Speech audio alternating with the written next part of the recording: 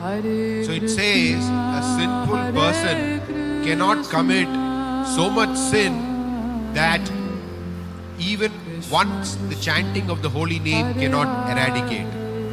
শাস্ত্রে এমন উক্তি আছে যে একবার কৃষ্ণ নামে যত পাপ হরে, পাপীর সাধ্য নাই তত পাপ করে। Can't do.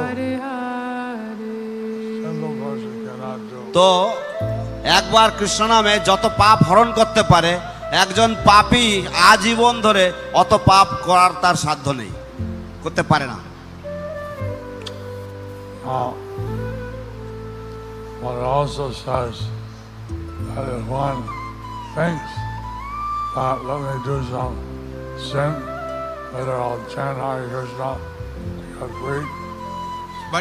But it also says that that if one thinks that I can commit some sin and later I'll chant Hare Krishna, কিন্তু শাস্ত্রে কথাও বলা হয়েছে, যদি কোনো ব্যক্তি মনে করে যে ও আমি কিছু পাপ করি এখন এবং পরে আমি হরে কৃষ্ণ জপ করে নেব,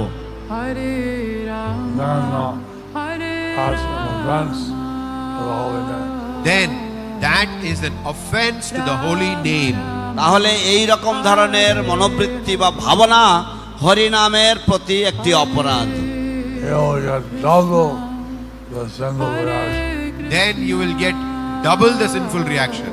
তখন আপনি সেই পাপের দ্বিগুণ ফল ভোগ করবেন, দ্বিগুণ, ডাবল।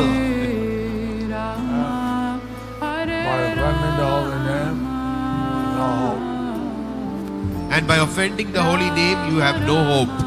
হরি নামের প্রতি অপরাধে কোনো আশা নেই তখন।